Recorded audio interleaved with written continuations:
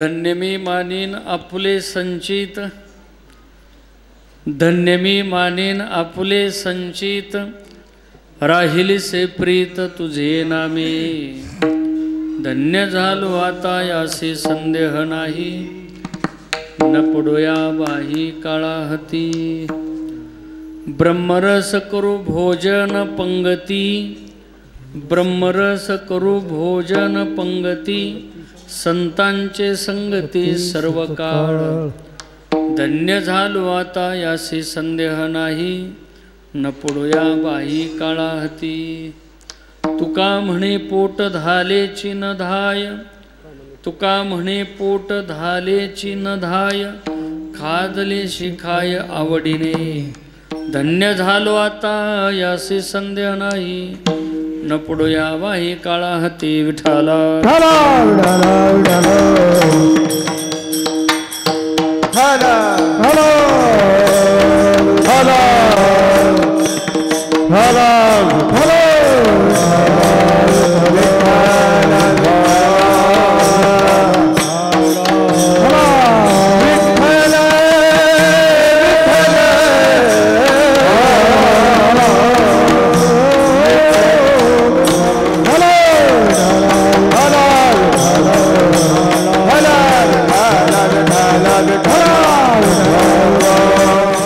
पीठे तटे भीमरथ्यं, वरं पुंडरीकाय दातु मुनीन्द्रहि।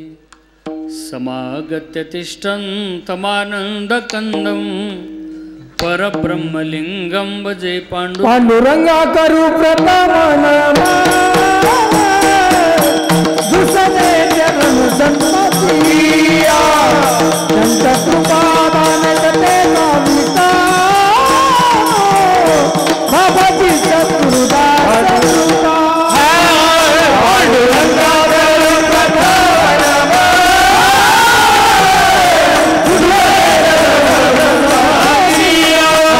संत कृपा दानकते नामिता।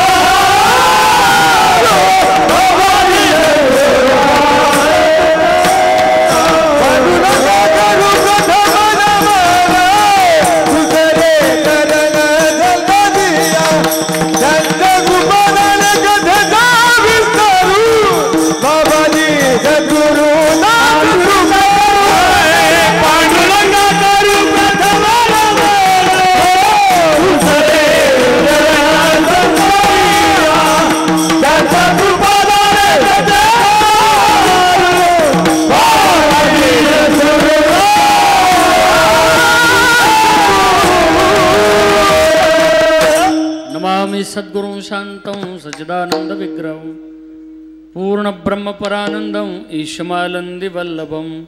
कलावज्ञ जीवोदरार्तावतारं, कलंकंक तेजोधिकामोदि वक्त्रं।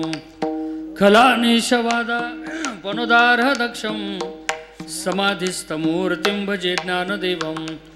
नमो सद्गुरु तुकया ज्ञानदीपा, नमो सद्गुरु सच्चिदानंद रूपा।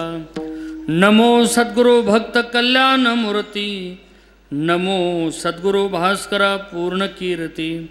काय माझी वाणी मानेल संतांशी, रंजो चित्ताशी आपुलिया। माझी वाणी तुझे वर्णे गुणनाम, ऐसदी प्रेम काही कळा। निर्गुण गंगेच्या तटी असे एक पुण्यग्राम, भूमी संतांचे प्रसिद्ध आहे निनगोर नाम। असे समाधी तेथे भक्तीचा जिवाळा, नमस्कार माझा सद्गुरु स्वामी दयाळा। मस्तक माझे पायावरी वार करी संतांच्या, धन्य मी मानीन आपुले संचित, राहिली से प्रीत तुझे नामे। धन्य झालो आता यासी संदेह नाही, न पडोया बाही काळा हती। वारकरी संप्रदायाचे भक्ती सूर्य गुरुनाम गुरु श्री गुरु बंकट स्वामी महाराजांच्या कृपेतून ही कीर्तन रूपी सेवा भगवत चरणी समर्पित करण्याचा हा सुयोग आज मला प्राप्त होत आहे। कीर्तनाच्या संबंधातून निवडलेला जो अभंग आहे तो महान भगवत भक्त महाराष्ट्रभूषण वैराग्याचे मूर्तिमंत पुतळे, अमाघरी धन शब्दाचे रत्ने, शब्दाचे शस्त्रे, यत्न करू. प्रत्यक्षात तुका म्हणे पहा शब्दचे हा देव, अर्थात वेदाचा तो अर्थ आमाशीच ठावा. इराणे बाबा भार माता असं ठणकावून जगाला सांगणारे, स्वतःच्या संसारावरती गाड्यावडा पूज्यटून अहोरात्र तुमचं माझं कल्याण इच्छिणारे, हिंदवी स्वराज्याचे संस्थापक छत्रपती शिवाजी महाराजांचे गुरु, महान तत्वज्ञ श्रीमंत श्री संत तुकाराम महाराज यांचा स्वतःच्या संचिताला धन्यता देणारा 4 चरणाचा अभंग आहे. विठाला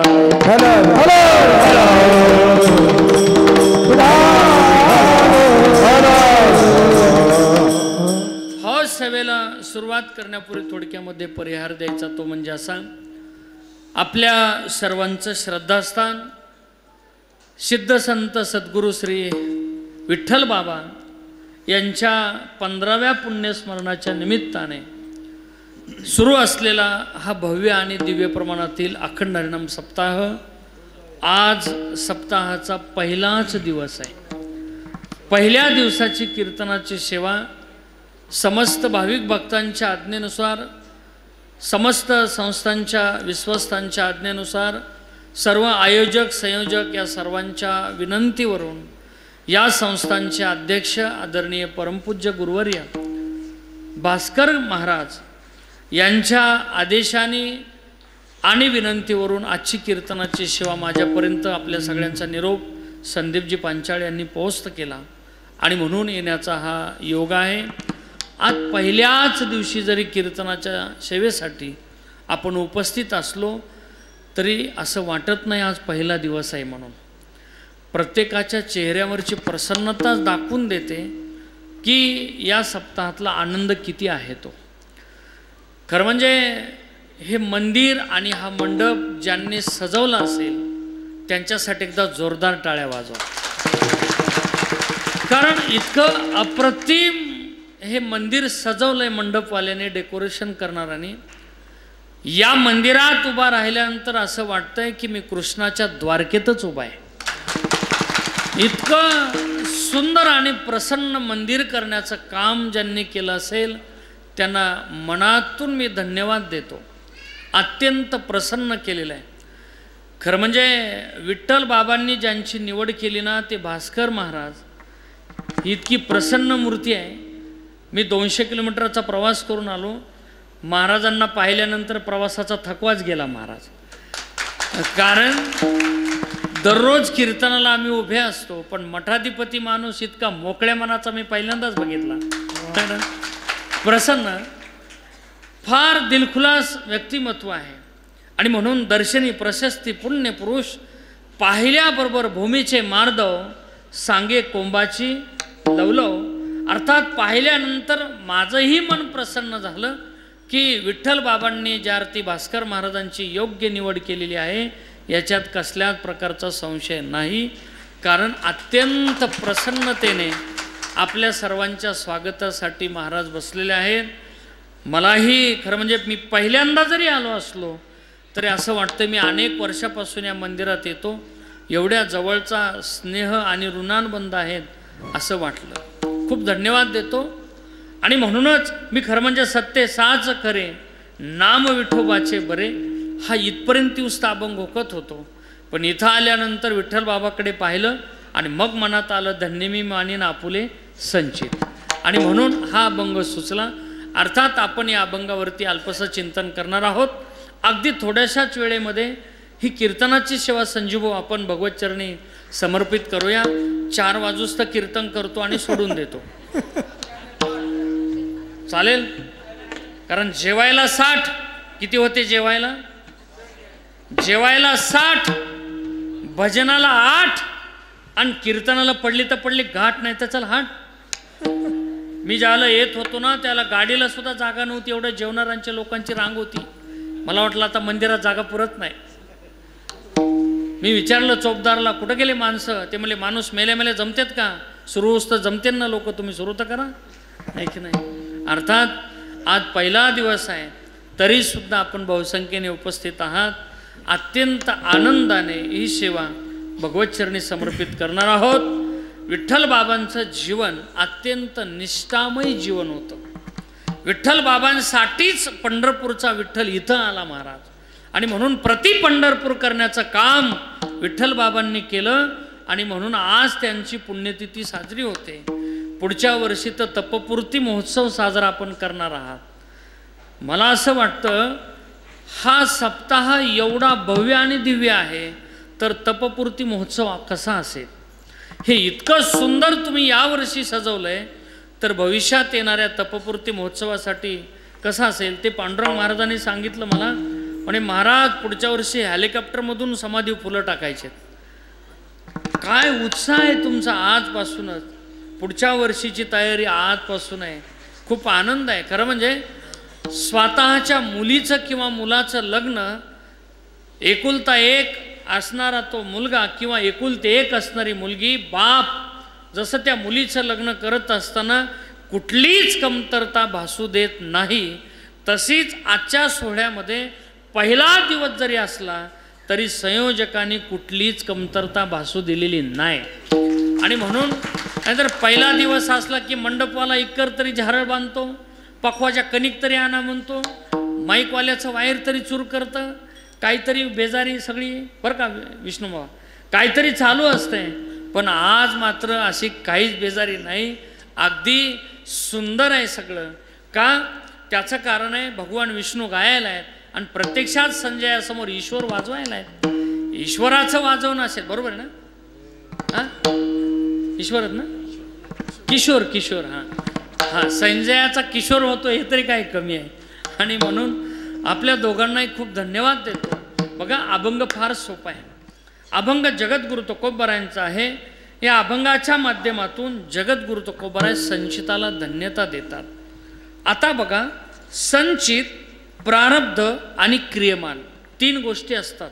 अगदी संकल्पित वेळेत आपण थांबणार आहोत. 8:30ला सुरू झालं आहे 10:30ला थांबेल. ऐका संचित प्रारब्ध आणि क्रियमान या तीन गोष्टी असतात. जे साचलेलं असतं त्याला संचित म्हणतात, जे कार्यरत असतं त्याला क्रियमान म्हणतात आणि आपण जे भोगतो त्याला प्रारब्ध म्हणतात. विठाला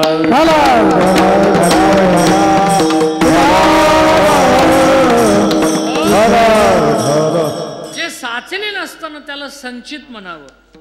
म्हणून संचित हे साचवावं लागतं, क्रियमान हे कार्यरत असतं ते चालत असते आणि प्रारब्ध हे तुम्हाला आणि मला भोगावंच लागतं.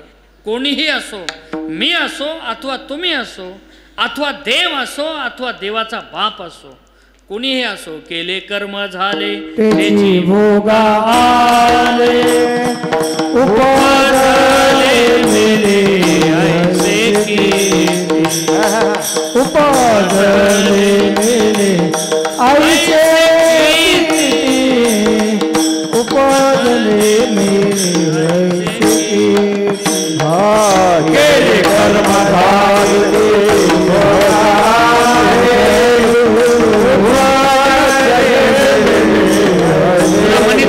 मनीचा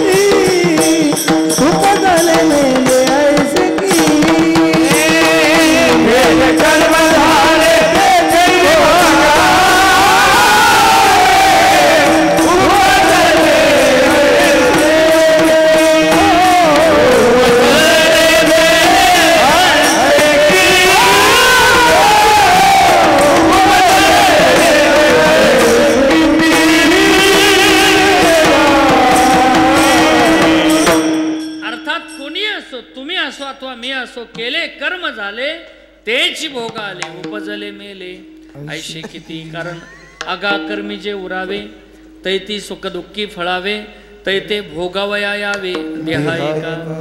देव असो अथवा संत असो कोणीही असो कर्मानुसार माणसाला वागावं लागेल.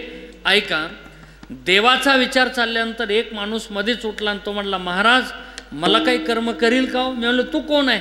म्हणलं ग्रामपंचायतचा सदस्य आहे ना. म्हणलं बस खाली, इथं देवाच्या बापाचा चाललाय, तू म्हणतो ग्रामपंचायतचा सदस्य आहे, तुझं काय घेऊन बसला? अरे प्रत्यक्षात ज्याचा मुलगा जगाचा मालक होता त्या दशरथ राजाला सुद्धा प्रारब्धाने सोडलं नाही. कर्मे श्रीराम वनवासा गेला, श्रीराम गेला,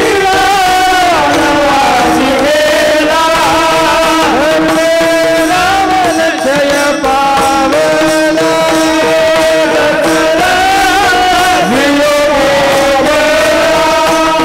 कर्मे दशरथ वियोगे गेला, कर्मे दशरथ वियोगी गेला, वियोग घडला सीता देवी, वियोग घडला सीता देवी, वियोग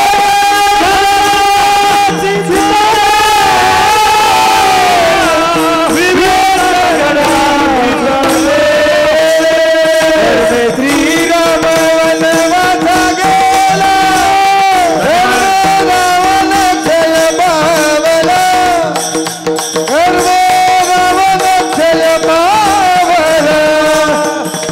वियोग घडला सीता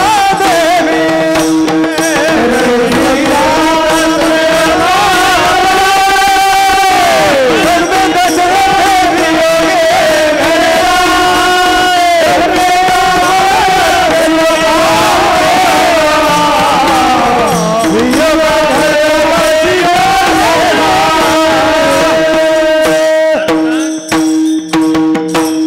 कर्मे श्रीराम वनवासा, या पदाला अंडरलाईन करा. कर्मे दशरथ वियोगे मेला, कर्मे रावण क्षय पावला, वियोग घडला सीता देवी. बरं का सीता देवींनो, लक्ष द्या. आज तुमच्यावरतीच बोललं पाहिजे, कारण जिजामाऊलीचा आज काय आहे? जयंती उत्सव आहे. अर्थात जिजाबाईचा काय आहे आज? जन्मोत्सव सोहळा आहे. म्हणून यांच्यावर बोललं पाहिजे आज. जिजामाऊली गे तुला वंदना. अर्थात यांच्यामुळे शिवाजी महाराज घडले असं लोक म्हणतात, पण शिवाजी महाराज जन्माला येत नसतात, ते घडवावे लागतात. विठाला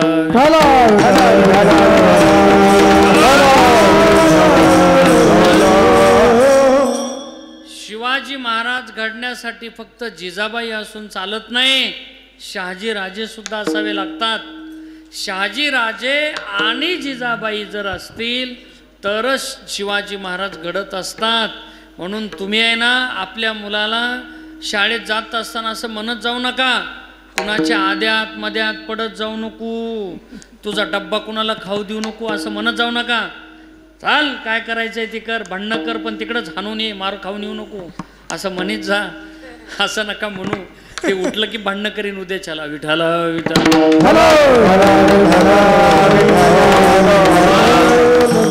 अर्थात जिजाबाईने असं केलं नाही. जिजाबाई म्हणाल्या नाही शिवाजी महाराजांना, अरे अफजल खान तुला मारील, जाऊ नकोस. जिजाबाई म्हणाल्या, ए शिवबा जा, अफजल खानाला फाडून वापस ये. काय बहादर माया असेल हो. पोटात असतानाच बिचारीला डोहाळे लागले होते. डोहाळे काय होते जिजाबाईंचे? मला किल्ल्यावरती चढा वाटतंय, मला घोड्यावरती बसा वाटतंय, मला तलवार हातात घ्यावीशी वाटते, मला शत्रूचं नरड कापावंसं वाटतंय, मला सिंहासनावरती बसा वाटतंय, सोन्याचं सिंहासन असं वाटतंय. असे जिजाबाईंचे डोहाळे होते. आणि आपल्या मावशाचे डोहाळे, मला मातीच खाऊ वाटती. झाली माती त्या लेकराची पुन्हा. काय डोहाळे असे नसले पाहिजेत. अरे ज्या वेळेला रामप्रभू कौशल्याच्या पोटात होते ना, त्याला दशरथ राजे डोहाळे विचार गेले.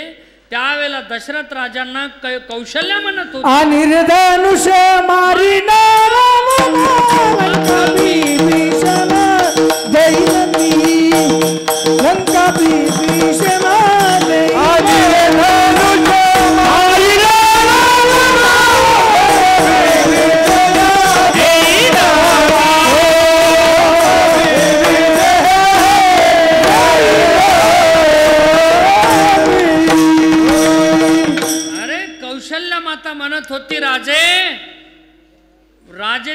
दशरथ राजे कौशल्याच्या महालात जातात त्यावेळेला सदा समाधिस्थ रामरूप झाली कौशल्या माऊली नामा म्हणे. कारण उदरात असे भक्तांचा कैवारी तेत कैशी उरी देहभाषा. म्हणून दशरथ राजे म्हणाले अरे हिला महाभूताने झपटलं काय, ही सदा समाधीस्थ आहे. वशिष्ठ जी होते वशिष्ठांनाही समाधी लागले कारण उदरात असे भक्तांचा कैवारी तेत कैशी उरे देहभाषा. काय डोहाळे होते. आणि म्हणून आज खऱ्या अर्थाने स्वामी विवेकानंदांची जयंती आहे आणि राष्ट्रमाता राजमाता जिजाऊंचा सुद्धा जन्मोत्सव आहे. मी आपल्याला आणखी पुढे घेऊन जाईल. जंगल जंगल राम फिरे रे लंका में रो रही सीतामाई कर्मरे का दुस्तर है तिल गटे ना राही. नामा म्हणे कर्म रेखा आणि देवादिका चुकेना. देवाला जर कर्म सोडत नसेल, देवाच्या बापाला कर्म सोडत नसेल, देवाच्या बायकोला कर्म सोडत नसेल, देवाच्या पोराला कर्म सोडत नसेल तर तुमचं माझं काय घेऊन बसलात विठाला.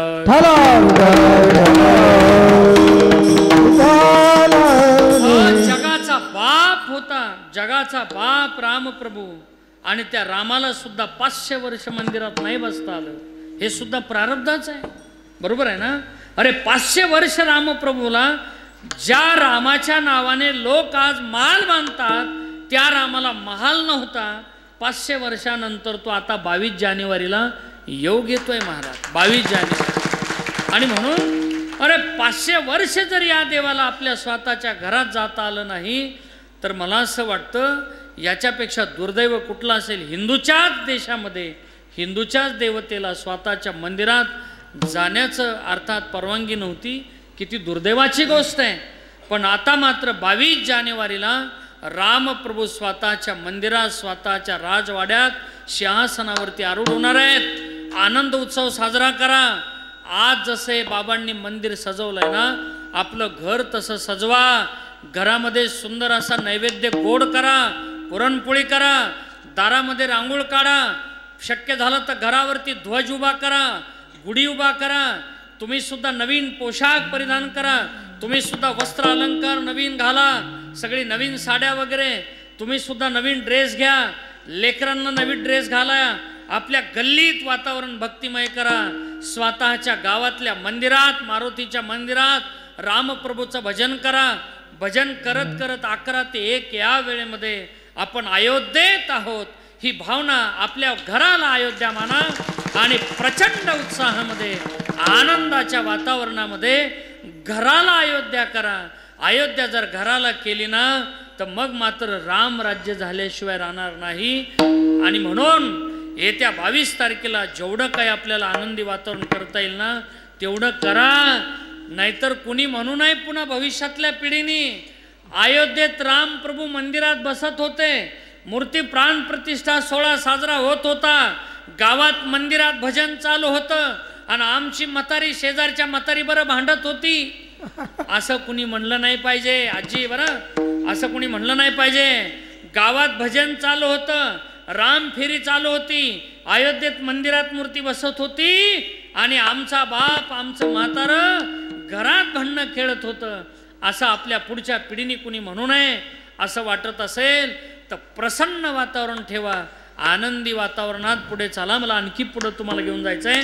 ऐका की रामप्रभूला सुद्धा जर प्रारब्ध चुकत नसेल आणि दशरथ राजाला जर चुकत नसेल तर प्रारब्धाची गती किती अवघड आहे. दशरथ राजा का बरं दशरथ राजाला प्रारब्ध चुकलं नाही त्याचं कारण असं आहे. ज्या वेळेला श्रावण बाळाचे आई वडील हे तीर्थयात्रा करण्याकरता निघाले, स्वतः त्याने कावड घेतलेली आहे आई वडिलांची. तीर्थयात्रा करत असताना श्रावण बाळाचे आई वडील म्हणतात बाळा तहान लागली आहे, पाणी आणतोस का प्यायला. पाणी प्यायला आणतो का म्हटल्यानंतर त्या ठिकाणी श्रावण बाळ काय करतो संजूबा की ती कावड आहे ना आपल्या आई वडिलांची ती झाडाला टांगतो, त्या झाडाखाली ठेवतो असं गृहीत धरा आणि पाणी आणण्याकरता झारी घेतो. पाणी आणण्याकरता ज्यावेळेला तो निघतो ना त्याला पाणी शोधत शोधत खूप दूर जातो. एक सरोवर आहे आणि त्या सरोवराच्या काठावरती एक झाड आहे. त्याच झाडावरती दशरथ राजा बसलेला आहे. कोणीतरी पक्षी येईल, कोणीतरी प्राणी येईल आणि मी शिकार करील असं म्हणून बसलेला आहे. कोणी प्राणी तर येत नाही, पण श्रावण बाळ मात्र पाणी आणण्याकरता ती झारी घेऊन जातो आणि अशी झारी त्या पाण्यात बुडवतो. बुडवल्याबरोबर आवाज असा येतो, बुडबुडू बुडबुड आवाज आल्यानंतर दशरथ राजा जिथून शब्द आलाय तिथं बाण सोडण्यामध्ये ते निपुण होते. लगेच बुडबुड कमंडलोच्या शब्दी ध्वनी उठली जलसन्निधी. दशरथ केवळ शब्दवेगी बाणवेदी विंदिला. दशरथ राजाने असा बाण सोडला आणि तो बाण असा सुसू करत आला आणि श्रावण बाळाच्या छातीमध्ये तो घुसला. घुसल्यानंतर हे राम म्हणून श्रावण बाळ खाली पडतो. पडल्यानंतर दशरथ राजाच्या लक्षात येते की बापरे, कोण्यातरी बालकाला आपल्याकडून हा बाण लागलाय. दशरथ राजा खाली येतात आणि खाली आल्यानंतर पाहतात तर विचारतात, काय रे बाळा, कोण आहे तू? सांगितलं जातं मी ब्राह्मण पुत्र आहे. राजे म्हणतात, माफ कर मला, माझा बाण तुला लागला. त्यावेळेला श्रावण बाळ म्हणतो, राजे आपण कोण आहात? सगळा परिचय होतो आणि परिचय झाल्यानंतर श्रावण बाळ म्हणतो, राजे माझं भाग्य आहे, या शरयूच्या काठावरती मला मरण आहे. राजे या शरयूच्या तीरावरती माझं मरण आहे. रघुकुलातल्या थोर पुरुषाकडून माझं मरण आहे राजे. पण माझं दुर्भाग्य असं आहे, माझ्या आंधळ्या आई वडिलांना पाणी पिण्याकरता मी मात्र आता घेऊन जाऊ शकत नाही. त्यावेळेला राजे माझी एकच इच्छा आहे, राजे तुम्ही काय करा, माझे आईवडील तहानेने व्याकुळ झालेले आहेत. माझ्या आईवडिलांना खूप तहान लागलेली आहे. मी पाणी आणण्याकरता आलो होतो. माझे आईवडील आंधळे आहेत, त्यांना दिसत नाही, त्यांना प्रचंड तहान लागलेली आहे. राजे शेवटची इच्छा एकच आहे, हा बाण तुम्ही आता उपसला ना मी मरणार आहे, मला माहीत आहे राजे. पण एक माझी इच्छा एवढी आहे, माझ्या आईवडिलांना तुम्ही पाण्याची झारी घेऊन जा. पण राजे ऐका, जोपर्यंत माझे आईवडील पाणी पित नाहीत ना तोपर्यंत मात्र तुम्ही बोलू नका. तुम्ही जर बोललात ना राजे, माझे आईवडील पाणी तर पिणार नाहीत, पण तुम्हाला शाप दिल्याशिवाय मात्र राहणार नाहीत. तुम्ही बोलू नका. दशरथ राजा पाणी घेऊन निघतो. त्यावेळेला श्रावण बाळ गतप्राण झालेला असतो. पाणी घेऊन ज्याला दशरथ राजा निघतो ना, निघत असताना पायाची चाहूल लागते. पायाची चाहूल जशी कानावरती पडते, श्रावण बाळाचे आईवडील म्हणतात, बाळा ये श्रावणा, किती वेळ झाला राजा तुला, अरे किती दूर जावं लागलं होतं, ये बाळा ये. पायाची चाहूल थांबली. थांबल्यानंतर ठरल्याप्रमाणे झारी अशी पुढं केली. झारीचा स्पर्श झाला. पण आईवडील म्हणतात, अरे बाळा तू का बोलत नाही आम्हाला, तू का बोलत नाही? माहिती आहे आम्हाला आमचा राग आला असेल तुला, अरे आमच्यासाठी किती कष्ट सहन करावं लागते तुला. ही झारी खांद्यावर, अर्थात ही कावड खांद्यावरती वागवावी लागते. परत पाणी मागितलं तर वनवन तुला जंगलात फिरून आमच्यासाठी पाणी आणावं लागतंय. बाळा क्षमा कर, आम्ही किती तुला त्रास देतोय. त्यावेळेला श्रावण बाळ मात्र बोलत नाही. आई वडील काकुलते येतात, श्रावणा एकदा तरी बोल, एकदा जरी तू बोलला ना तरी आम्ही लगेच पाणी पिऊ. आता श्रावण बाळ बोलणार नसतो, कारण तो गतप्राण झालेला असतो. पाणी घेऊन आलेला दशरथ राजा असतो. श्रावण बाळाचे आईवडील म्हणतात, श्रावणा आम्हाला जर तू नाही ना बोलला, अरे आम्ही तुझ्या हातचं पाणी पिणार नाहीत, कारण आमच्या जीवनामध्ये पाणी महत्त्वाचं नाही. आमच्या जीवनामध्ये श्रावणा तू महत्त्वाचा आहेस. आम्हाला पाण्या वाचून आम्ही जिवंत राहू शकतो, पण आम्ही तुझ्या वाचून मात्र जिवंत राहू शकत, तर आम्ही जिवंत राहू शकत नाही. आम्हाला तू हवा आहेस, आम्हाला पाणी महत्त्वाचं नाही. माझी तुला शपथ आहे, आमची तुला विनंती, श्रावणा तुला बोलावंच लागेल. नाविलाज होतो आणि नाविलाज झाल्यानंतर श्रावण बाळ आता बोलत नाही. बोलणारा दशरथ राजा असतो. दशरथ राजा म्हणतो, क्षमा करा, मी तुम्हाला पाणी घेऊन आलेलो आहे. हा आवाज ज्याला कानावरती पडतो ना त्याला विचारताय, तू कोण रे? अरे तू कोण पाणी घेऊन येणारा? आमचा मुलगा कुठे आहे? आमचा जीवाचा प्राण आहे तो. आमचा प्राण कुठे आहे? आमचं हृदय आहे तो. आमचे दोन नेत्र आहे तो. आमचा आधार आहे. अरे आमची जर काठी असेल आंधळ्याची, सांग आमचा श्रावण बाळ कुठे आहे? त्यावेळेला दशरथ राजाचा नाविलाज होतो. दशरथ राजा म्हणतो, क्षमा करा, तुमचा मुलगा आहे ना माझ्या हातून, खरं म्हणजे तो मेलेला आहे, गतप्राण झाला आहे. हे शब्द ज्याला कानावरती पडतात ना त्यावेळेला दशरथ राजाला त्या ठिकाणी त्याचे आईवडील श्रावणाचे म्हणतात, अरे मूर्खा, आमचा एकुलता एक मुलगा मरतोस आणि आम्हाला पाणी घेऊन येतोस. अरे तुझ्यासारख्या पाप्याच्या हातचं पाणी पिण्याकरता आम्ही जिवंत राहणार ना. तुझ्यासारख्या पाप्याच्या हातचं पाणी पिऊन जिवंत राहण्यापेक्षा आम्ही मरण पत्करू, पण तुझ्यासारख्या पाप्याच्या हातचं पाणी पिणार नाहीत. अरे एक सांगतो राजा, आमच्या आंधळ्याची तू काठी हरवलीस. आमचा जीव प्राण होता, एकुलता एक मुलगा होता. अरे आंधळ्या आईवडिलाची इच्छा होती काशीला जावं, एकदा काशी विश्वेश्वराचं दर्शन घ्यावं, कारण जन्माला आल्यानंतर फळ मिळेल, चीज होईल, ईश्वराची भेट होईल. काशीश्वराला आम्ही चाललो होतो. रस्त्यात तू जर आमच्या मुलाला मारत असशील राजा, अरे तू राजा असलास तरी आमच्यासाठी काय किंमत आहे तुझी. जा आमाशी दिले पुत्र दुःख, तू ही पावशी पुत्र शोक. आमची तुला या ठिकाणी राजा, अरे मी तुला आता पाणी तर तुझ्या हातचं पिणार नाही, पण तुला मात्र आता शाप दिल्याशिवाय राहणार नाहीत. आम्हाला तू जर आमच्या मुलाच्या वियोगात मरावं लागत असेल तर जा. तुला सुद्धा 4 मुलं होतील, पण 4 मुलं असताना सुद्धा मरत असताना तुझ्याजवळ एक सुद्धा मुलगा नसणार आहे. हा आमचा तुला शाप आहे. रामाच्या बापाला मरत असताना हा शाप महाराज त्यावेळेचा तो खरा ठरला. राम आणि लक्ष्मण चित्रकूटावरती होते, भरत आणि शत्रुघ्न मामाच्या गावाला होते. राम राम राम राम म्हणत दशरथ राजा प्राण सोडतो. मरत असताना दशरथ राजा ज्याला रडायला लागतो ना, कौशल्या म्हणते राजे का रडताय आपण. अरे आपण तर क्षत्रिय आहात, क्षत्रिय माणूस कधी मरणाच्या समोर जात असताना रडत नाही. आणि जो रडतो ना तो काय क्षत्रिय असतो का राजे. तुम्ही तर क्षत्रिय आहात, का रडताय तुम्ही. त्यावेळेला दशरथ राजा म्हणतो कौशल्ये पहा मला समोरच्या भिंतीवरती काय दिसतंय. अरे काय दिसतंय राजे तुम्हाला समोरच्या भिंतीवरती. माझी चिता पेटलेली दिसते. असा अशुभ बोलू नका राजे, असा अशुभ बोलू नका. नाही कौशल्ये मला सगळं दिसतंय. आंधळे ते आई वडील दिसतात श्रावणाचे. माणूस ज्याला मरत असतो ना त्यावेळेला जीवनाचा चित्रपट त्याच्या डोळ्यासमोर येत असतो. म्हणून तुम्ही आहे ना आता काय करत आहात हे जरी आपल्या लक्षात नसलं ना, मरत असताना मात्र हे सगळं फेडावंच लागतं. सोपं सांगू का तुम्हाला, आपण एकदा का परीक्षा देण्यासाठी पेपर घेण्यासाठी पेपर देण्यासाठी जर आपण त्या हॉलमध्ये गेलो, आपल्या सगळ्यांना माहीत असेल पेपर देण्यासाठी ज्याला आपण हॉलमध्ये जातो त्या हॉलमध्ये गेल्यानंतर तिथले जे गार्डिंग करणारे शिक्षक आहेत ते पेपर आपल्या हातात देतात. ज्यांनी परीक्षा दिली असेल त्यांना माहीत आहे. पेपर हातात दिल्यानंतर त्या वर्गातला शिक्षक पेपर लिहिणाऱ्याला कधी म्हणतो का असं ले तसं ले, असं लिहू नको तसं लिहू नको, काहीच म्हणत नाही, काहीच म्हणत नाही. पण लिहिल्यावर मात्र मार्क दिल्याशिवाय राहत नाही. लोक म्हणतात महाराज अहो माणूस फार विचित्र आहे, कीर्तनाला जातो चपला चोरतो, पण तरी सुद्धा मूर्ती काहीच करत नाही. समजायचं जन्माला आपण आलोत ना, जन्मापासून मरेपर्यंत आपल्या हातात पेपर आहे. काय करायचंय आणि काय लिहायचंय ते आपल्या हातात आहे. तपासणारा मात्र तिथं उभा आहे. पुन्हा मात्र सुट्टी नाही.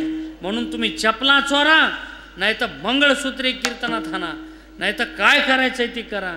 नाही तर काकडा सुंदर म्हणतो, भारी काकडा म्हणतो, पण लोकांच्या रानात अंधारात बैल चारितो आणि आरतीला स्वतःच्या रानात आणतो. आणि आरती सुरू झाल्या बैल विमान हली होते. माहिती आरतीला आपल्या रानात आणलं सोयतो. अर्थात असं करू नका. हे सगळं ईश्वर पाहत असतो आणि त्याच्या हातात मार्किंग असते. पुन्हा तो मार्किंग करत असतो. देवाच्या बापाची मार्किंग झाली महाराज. मरत असताना दशरथ राजाला सुद्धा दिसत होतं. म्हणून माझी विनंती आहे, जीवनात नाही चांगलं करता आलं करू नका, पण किमान कुणाचं वाईट तरी करण्याच्या भानगडीत पडू नका. एखाद्या साधूच्या मंदिरात आपल्याला जाता नाही ना आलं, जाऊ नका. तपपूर्ती महोत्सवाला 1 कोटी रुपये खर्च येणार आहे. देणगी नाही ना देता आली देऊ नका, पण देणाऱ्याला तरी आडवं येऊ नका. काय काय माणसं स्वतःही देत नाहीत आणि देणाऱ्यालाही आडवं आल्याशिवाय राहत नाहीत. एवढे जळकेवानाचे असतात. इथले सोडून सांगतो. हो लईच नमुने तो काय काय म्हणजे स्वतः कीर्तनाला जात नाहीत आणि निघणारला म्हणते तर आज तर पहिलाच दिवस आहे की उद्या जाऊ की, आजच कुठं निघाला लगी, आणि उद्या जर मिळालास तर मग गेलं का, कीर्तन बी गेलं आणि सगळंच गेलं. अजिबात तसं कुणाचं ऐकू नका. कारण क्या जीवन की प्रक्रियास हातोलिया नाही तेरा घास. हातातला घास तोंडापर्यंत जाईल की नाही याची सुद्धा शाश्वती नाही. माझ्या ताईंनो इकडे बघा, तुमच्या घरी तुमच्या मालकाचे मित्र जेवायला आले. ऐकताय ना तुम्ही सगळेजणी? ऐक, झालं आपलं कीर्तन उगं 2-3 तास राहिलंय आता. ऐका ऐका, झालं. तुमच्या मालकाचे मित्र तुमच्या घरी जेवायला आले. ऐकताय ना? इकडे बघा माझ्या ताईंनो, तुमच्या घरी तुमच्या मालकाचे मित्र जेवायला आले आणि आल्यानंतर तुमचे मालक म्हणाले, सरकार, काय काय घरी बोलण्याची चांगली पद्धत असते. माझे आजोबा माझ्या आजीला आवाजावं बोलायचे. आमच्या आजीला म्हणायचे, अहो पाहुणे आलेत बैठकीत, चहा पाठवा. आमचं म्हातार बालतारुबा पाटील घराणा, आता पाटील फक्त जारांगे पाटीलच आहेत. आता कुणीच पाटील नाही, आता जारांगे पाटीलच बरं का. अहो चहा पाठवा बैठकीत. मग म्हातारी वजनात आमच्या मम्मीला घ्यायची. तुमचे मालक तुम्हाला म्हणाले, अहो सरकार, माझे मित्र आले, जेवायला वाढा. तुम्ही पाहिलं, कारण पंगत आहे विठ्ठल बाबाची सप्त्यात, आता जेवायला भरपूर आहे म्हणून तुम्ही काही स्वयंपाक घरी केला नव्हता. पाहिलं तर काहीच नाही, पातेल्यामध्ये त्या भाजीच्या कढईत काहीच नाही, टोपल्यात पाहिलं तर काहीच नाही. पण खरं सांगू का ताईंनो, काय काय मावशी पुण्यवान असे असते, रात्री 12 वाजता जेवायला जा त्यांच्या घरी, जेवायला भेटतं म्हणजे भेटतंच. माझी आजी टोपलं रिकामं पडू देत नव्हती, चतकुर खोयानं तुकडा टाकायची. पहिल्या मावश्या आहेत ना, पहिली भाकर कुणाला द्यायच्या? बोला बोला. पहिली भाकर गाईला आणि नंतर अग्नीला, बरं का. एवढीशीच भाकर तव्यावर करायची माझी आजी पहिली, ती बाजूला ठेवायची, एवढीच, पुन्हा एवढीशी चुलीत. आता काय झालं, गाईची भाकर गेली आणि आईची भाकर गेली म्हणून लोक भिकारी झाली सध्या. विठाला बघा तुम्ही, काय काय मावशा पुण्यवान असे असतात ना. तुम्ही रात्री 12 वाजता जा, जेवायला भेटणार म्हणजे भेटणारच. आणि काय काय मावशांचं पुण्य असं असतं, तुम्ही रात्री 12 काय दुपारच्या 12 वाजता जा, स्वतःचा मालक जरी घरी आला ना, तुकडा भेटत नाही. ती मालकालाच म्हणते, जा 2 वडापाव घेऊन या, तुम्ही एक खान मला एक आणा. इतकं सामर्थ्यच तिचं असतं. पुण्यवान पतिव्रता बरं का, फार पुण्यवान. आणि मग तुम्ही पाहिलं तर काहीच नाही, पण तुम्ही काय केलं, मालकाची इज्जत जाऊ द्यायची नव्हती. लगेच ती कढई त्या गॅसवरती ठेवली, पाणी टाकलं, वरून पीठ टाकलं आणि काय केलं बोला, बेसन तयार केलं. लगेच भाकरीचा त्या पिठाचा डब्बा घेतला, 2 भाकरी टाकल्या आणि लगेच अर्धी भाकरी ताटात वाढली. ते शेजारी लगेच शेंगदाणे टाकले, लगेच पापड टाकला, लगेच लोणचं टाकलं, लगेच चटणी टाकली. तोंडाला पाणी सुटू देऊ नका. लगेच असं ताट त्या पाहुण्यांच्या समोर गेलं आणि पाहुण्यांच्या समोर गेल्यानंतर विष्णुबुवा पाहुणे जेवायला बसले. पाहुण्यांचं जेवण सुरू झालं आणि तुमच्या भाकरी टाकणं सुरू होतं, पाहुण्याला वाढणंही सुरू होतं. पण तुमचं नशीब, त्या दिवशी तुमच्या डब्यातलं संपलं पीठ. ऐकताय ना तुम्ही? तुमच्या डब्यातलं संपलं पीठ. अशा टायमाला तुम्ही पटकन शेजारनी गिरणीत जाऊन दळून आणतात ना. आता ज्या झोपल्यात का त्या कशा करतात? हो, समजायचं जेवण भरपूर झालंय. ज्या जाग्यात त्या कशा करतात? नाही नाही, काय करता मग तुम्ही? सांगा सांगा. शेजारनी कोण? इकडे बघा तुम्ही सगळे, माझ्याकडे बघा पुरुष मंडळी, ह्या अशा हुशार आहेत सगळ्या. शेजारणीकडे असं पातेले घेऊन जातात आणि तिला म्हणतात, हा चल टाक. बरोबर आहे ना? चल टाक टाक. ती म्हणते, अगं फुटण खालून. नाही नाही म्हणे, कालच नवीन आणलंय, टाक. हे आणताना बरोबर आहे ना, हे आणताना वापस देताना मग का हाताला कोरोना झालता का काय? कसंही असू द्या, वापस द्यावं लागतं की नाही? तसं देह हे काळाचे, धन कुबेराचे, मनुष्याचे काय आहे, मनुष्याचे काय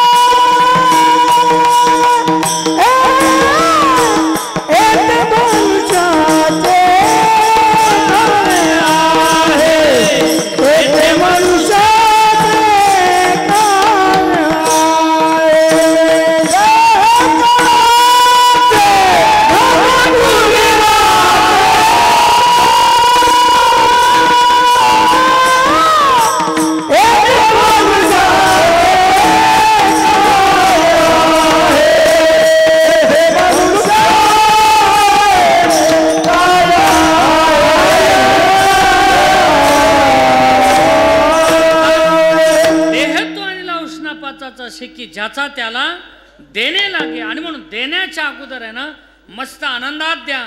एखादं तरी चांगलं काम मरत असताना डोळ्यासमोर येऊ द्या. अरे या विठ्ठल मंदिरामध्ये या, इथे देणगी दिलेली पावती दिलेली आठवण येईल, इथं पंगत द्या, मरत असताना पंगत डोळ्यासमोर येईल. पण तुम्ही जर चांगलं एकही काम केलं नसेल ना, मरत असताना जर तुमच्या डोळ्यासमोर एक सुद्धा चांगलं काम येणार नाही. या ठिकाणी दशरथ राजा मरत असताना कौशल्याला म्हणत होता, कौशल्ये मला आज चिता पेटलेली दिसती, श्रावण बाळाचे आईवडील तरफडताना दिसत आहेत. राजे त्यावेळेला खरं म्हणजे त्याचा जर तो शाप दशरथ राजाला भोगावं लागत असेल तर साधूची भविष्यवाणी एक सांगू तुम्हाला. साधूच्या दरबारात गेल्यानंतर साधूचा आशीर्वाद एखाद्याला नाही ना, शाप आशीर्वाद नाही ना घेता आला, घेऊ नका, पण किमान शाप तरी साधूचा घेऊन वापस घरी जाऊ नका. तुम्हाला सांगू का, ज्या वेळेला हनुमानजी लंकेत गेले, ऐकताय ना तुम्ही, ज्याला हनुमानजी लंकेत गेले, लंकेत गेल्यानंतर तिथं हनुमानजीला राग आला. कुणाचा? रावणाचा. का राग आला? म्हणले अरे हा एवढा मोठा बलाढ्य रावण, एवढा श्रीमंत रावण माझ्या आईला घेऊन येतो. राग आला हनुमानजीला. सोन्याची लंका त्याची जळाली होती. म्हणून आपल्या संपत्तीचा राग शेजाऱ्याला आला तरी चालेल, पण विठ्ठल बाबाला कधी आला नाही पाहिजे. विठ्ठल बाबाला जर राग आला ना तर संपत्ती जळल्याशिवाय राहणार नाही. आणि म्हणून आपल्या संपत्तीने पुण्यवान व्हावं वाटत असेल, आपली संपत्ती, काही माणसाचं असं असतंय बघा, इतके पैसे पैसे करतात ना काही काही माणसं, निसते झोपताना पैसे, उठताना पैसे, हिशेब पैसे, जेवताना पैसे पैसे पैसे पैसे. आणि म्हणून लोक आहे ना मेल्यावर सुद्धा त्याच्या अंगावर पैसे फेकतात. बघा तुम्ही, अंत्ययात्रा चालली ना त्याच्या अंगावर आमच्याकडे पैसे फेकतात. असे तुमच्याकडे फेकतात का? असे पैसे टाकतात त्याच्या अंगावर. घे, मरताना सुद्धा पैसे पैसे करून मेला, घे पैसे. आता इतकं पैसे पैसे करू नका, कारण धन धन धन केलं तरी एक दिवस निधन आहे. विठाला विठाला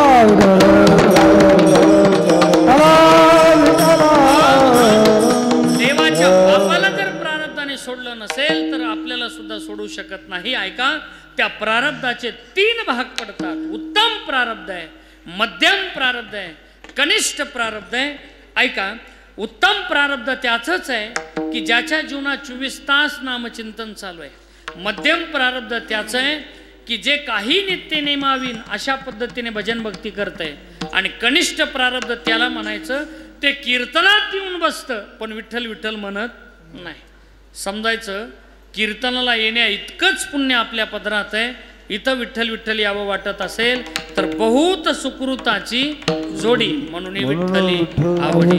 अनंत जन्माचे सुकृत पदरी त्याचे मुखी हरिपैठा होय.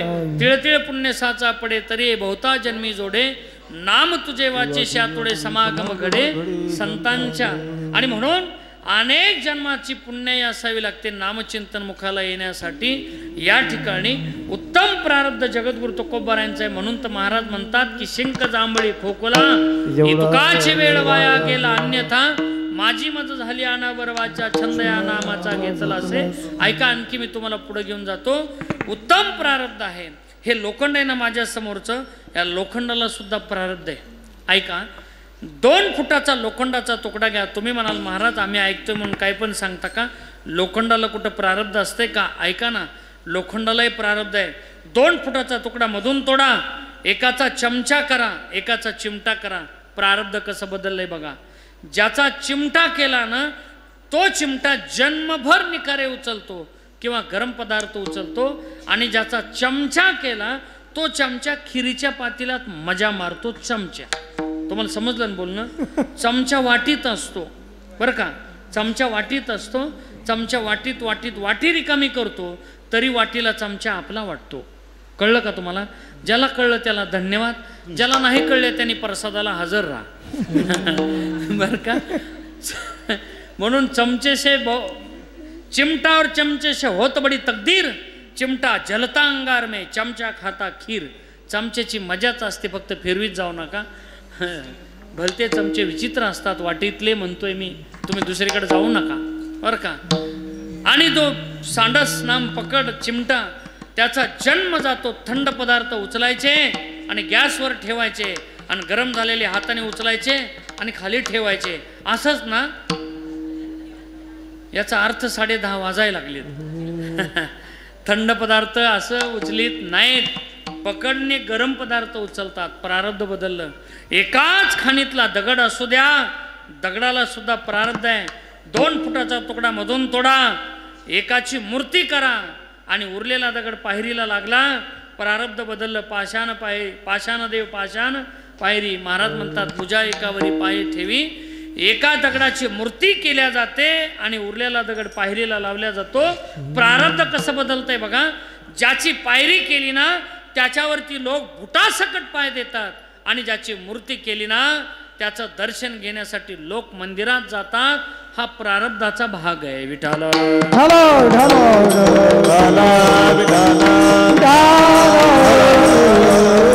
आणखी सोपं सांगतो. एकाच बागेतली फुलं असू द्या, ऐकताय ना?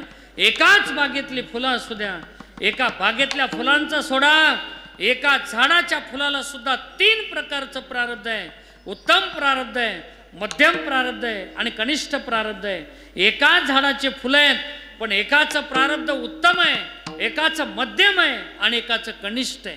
बघा, उत्तम प्रारब्ध ज्या फुलाचं आहे ना ते फुल देवाच्या गळ्यात किंवा मस्तकावरती जात आहे. मध्यम प्रारब्ध ज्या फुलाचं आहे ते माणसाच्या गळ्यात येत आहे आणि कनिष्ठ प्रारब्ध ज्या फुलाचं आहे ना ते प्रेतावर जात आहे. विठाला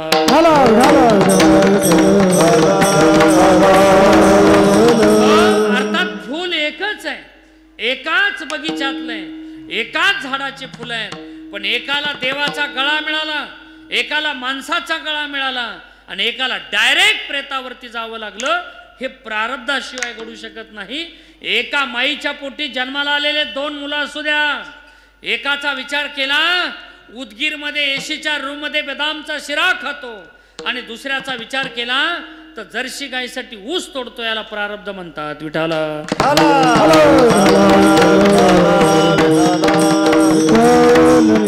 हो. मग जगद्गुरु तुकोबराय म्हणतात प्रारब्ध असं जरी विचित्र असलं ना तरी माझं संचित मात्र चांगलं आहे. महाराजांनी विचारलंय का बरं तुमचं संचित चांगलं आहे? महाराज म्हणतात राहिलीसे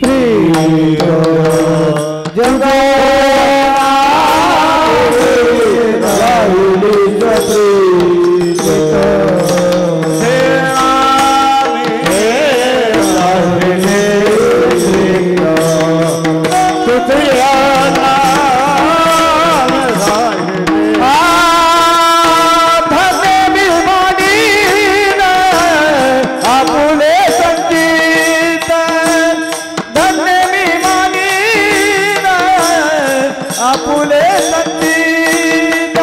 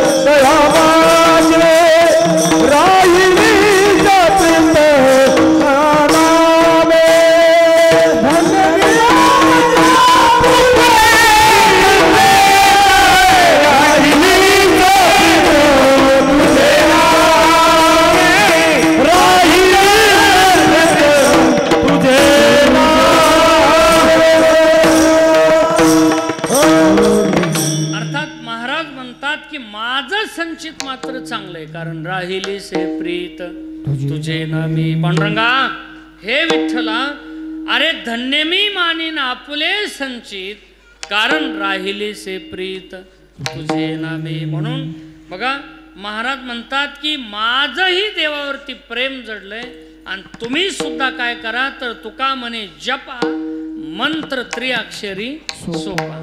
तुम्ही सुद्धा त्याचं चिंतन करा. विठ्ठल विठ्ठल विठ्ठल म्हणत जा. बघा विठ्ठलच का बरं महाराज म्हणले? काही मंत्र 12 अक्षराचे आहेत, काही मंत्र 32 अक्षराचे आहेत, काही मंत्र 24 अक्षराचे आहेत, काही मंत्र 2 अक्षराचे आहेत, काही मंत्र 3 अक्षराचे आहेत. राम राम 2 अक्षरे, हे 2 अक्षराचा मंत्र आहे. प्राणियाशी मंत्र सोपा वाचे दत्त दत्त जपा, हे 2 अक्षराचा मंत्र आहे. पण जगद्गुरु तुकोबाराय म्हणतात की 3 अक्षराचा जपा, कारण तुका म्हणे जपा मंत्र त्रिअक्षरी सोपा. का बरं 3 अक्षराचा विठ्ठल विठ्ठल का म्हणतात? त्याचं कारण महाराज नाही तर काही आपल्याला 2च मंत्र पाठ आहेत. 2 मंत्र कोणचे पाठ आहेत? एक काय कसं होतं कसं झालं, आणि काय करू कसं करू, ह्याच्या पुढं मंत्रच पाठ नाहीत आपल्याला. लोक नुसतं बघा तुम्ही बसले की काय होतं आणि काय झालं. विठ्ठल मंदिरात काहीच नव्हतं आणि काय झालं, आणि मी आता रुपया दिला नाही कसं काय झालं. ह्या बघा हे काय माणसं आहेत काय काय. तो म्हणलं आपण तर अजून रुपया दिला नाही तरी बी मंदिर झालं राव. बहुतेक विठ्ठल बाबाची इच्छा नसेल तुझे पैसे नग इकडं म्हणून. ज्याची इच्छा म्हणजे देवालाही इच्छा असावी लागते आपले पैसे सत्कारमी लागावे म्हणून. बघा तुम्ही, आणि म्हणून काय होतं कसं करू याच्यापेक्षा विठ्ठल विठ्ठल मंत्र सोपा असं म्हणत राहा. का बरं विठ्ठल म्हणायचं? सोपं सांगतो तुम्हाला. विठ्ठलात किती अक्षर आहेत बोला? कोणते कोणते? वि ठ ल. जोरात बोला. वि जोरात जोरात बसलेले. हा थांबा थांबा थांबा, माझ्याकडे लक्ष देऊन म्हणा. वि हा जमतंय शिकवायला मला. विष्णुबा मी प्राध्यापक होतो पण आता नोकरी सोडली. तुम्ही म्हणाल का सोडली? कारण तिकडच्या पेक्षा पगार इकडं चांगला आहे. विठ्ठल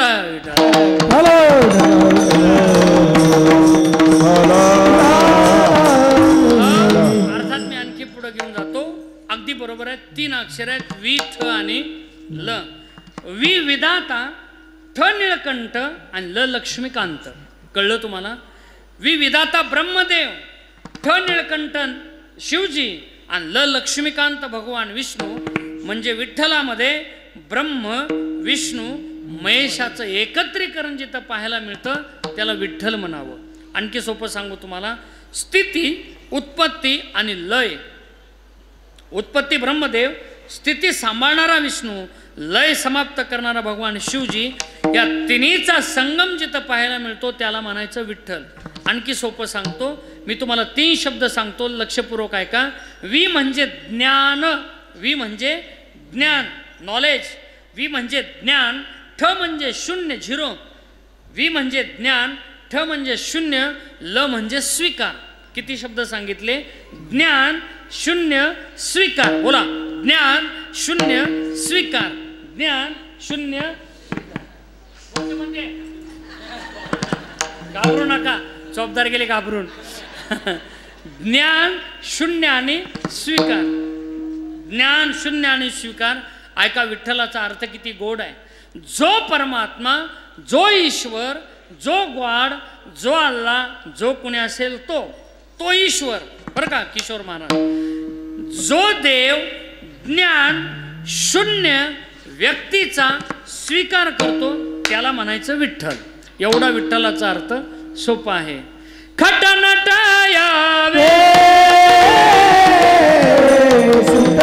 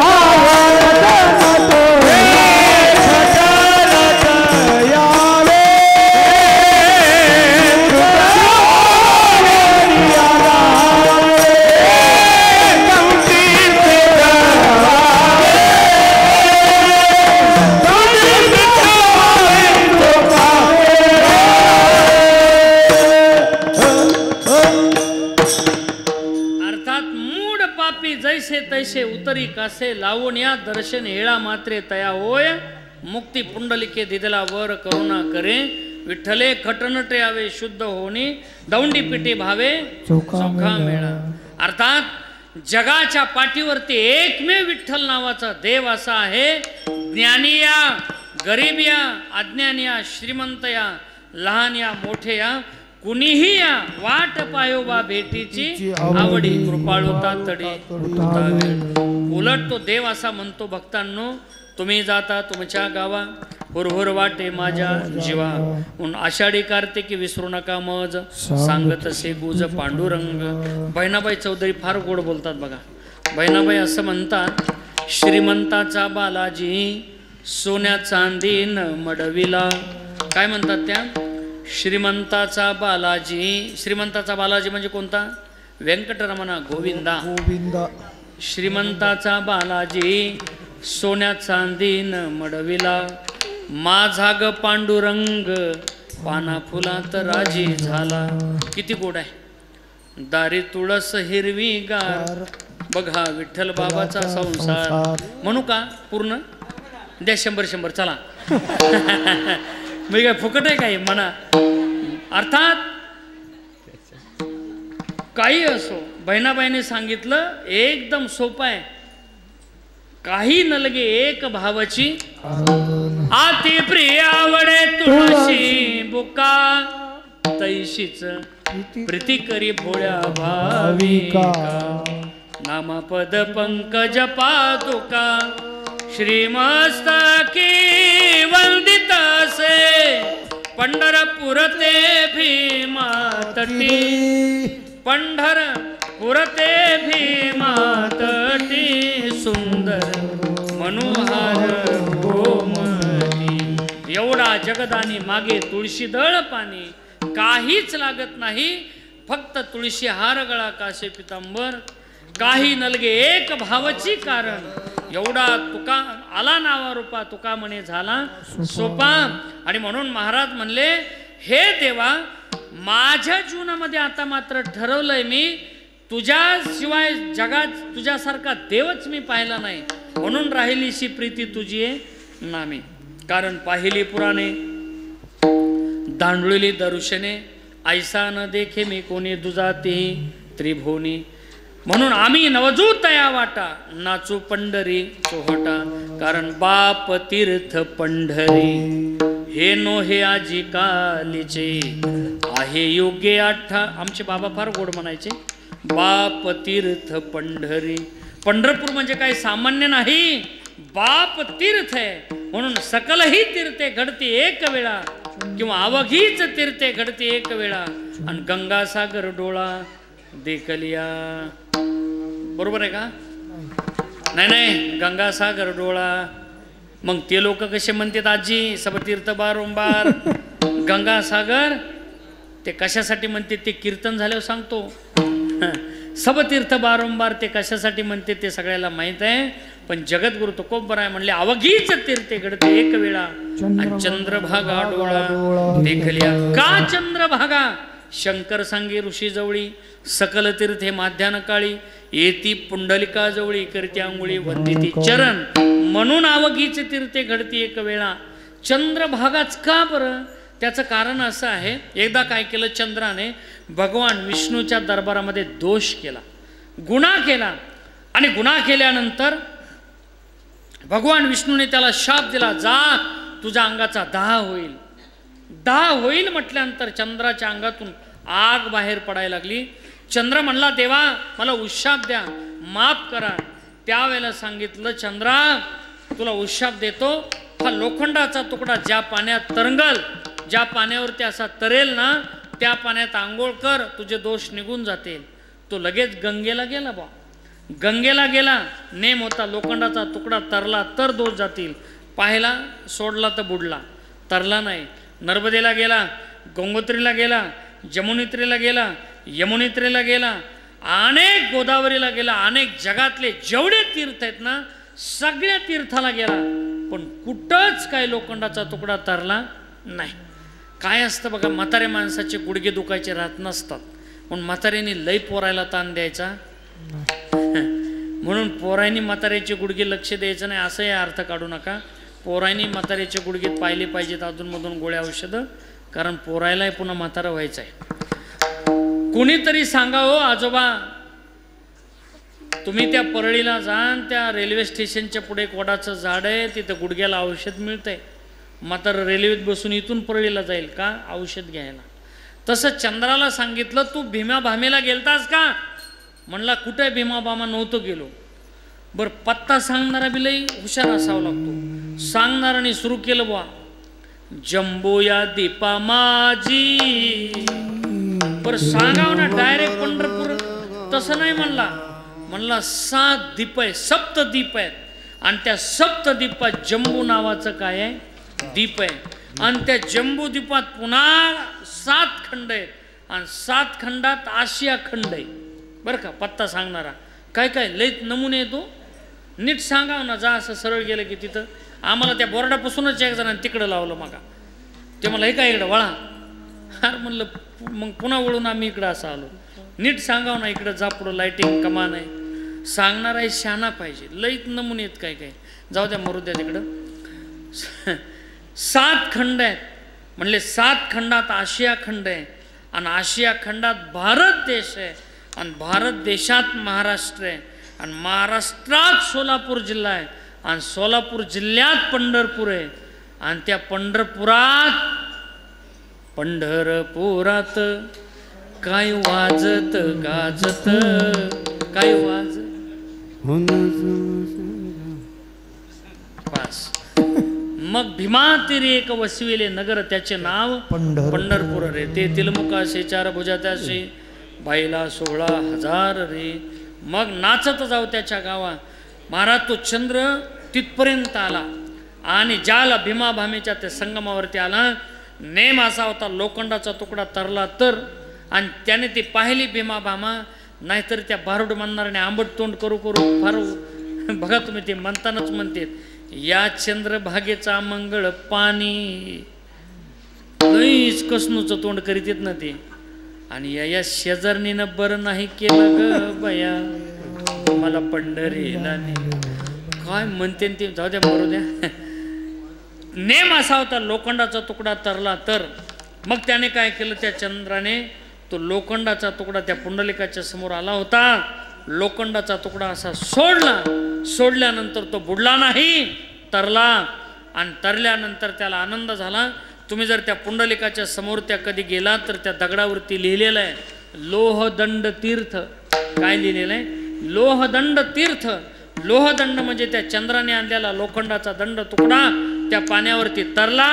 चंद्राने तिथं आंघोळ केली. चंद्र के दोष भागे म्हणून चंद्र भागे विठाला.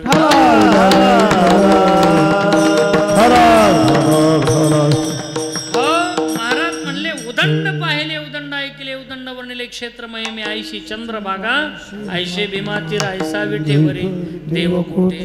म्हणून महाराज म्हणले तुका म्हणे आमा जोगे विठ्ठल भोगे घरे बाप. विठ्ठल भोगे घरे बाप. तुका